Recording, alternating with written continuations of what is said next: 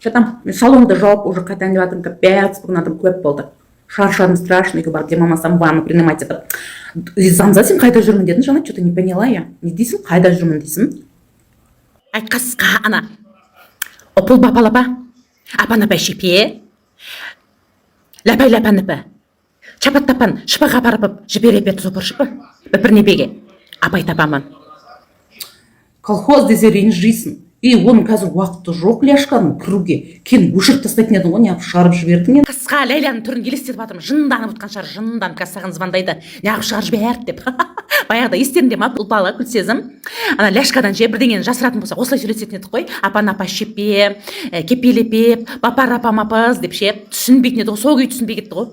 Не айтып жатсыңдар? Не деп отырсыңдар? Мынау не деп отыр деп жынданатын еді ғой. Қазір де сөйтіп отқан шығар. Көз әшкейінен шығып қасқа. Ләйла бір психологты берген еді ғой. Нөмірін соған бардың ба деп миым жеп қойғасын. Құдай, псих емеспін ғой деп жүрдім да. Қойшы бара салайын деп бара салғам ғой. Құрсын түсінбедім, ана психолог мені түсінбеді, мен оны түсінбедім ау деймін.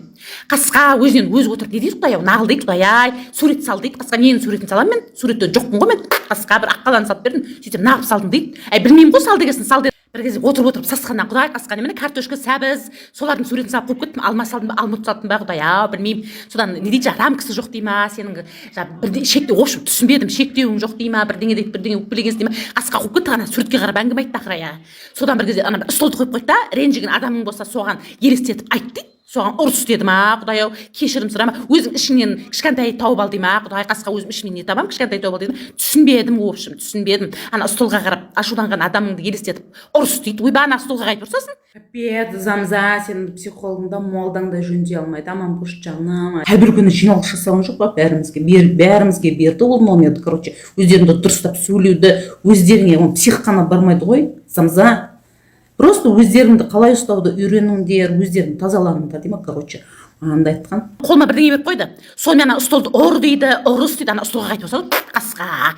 Ойбай, менің ашуланған адам көп қой дедім, кімге ашуланбай жатырмын? Құдай қасқана налог жинап келетін ана Асқарбекке де ашуланам. Оны ашуланып, оны елестетіп ұрсатын болсам, ана шашын жұлам, ана столынан тұққамайды дедім, ананың матасы шығып байқұс жалбырап қалады дедім, айналайын, стол төлейтін жағдай жоқ дедім. Сөйтіп жаңағы кешірім сұрады дейді, ойбай сасқаннан столдан кешірім сұрадым, сөйтіп бүгін жаңа звондасам, білмеймін ауырып жатырмын дей ма, білмеймін, ана психологтың өзі психолог іздеп кетті ау деймін. Бақытты болып жүр әпше, ты красавица вообще.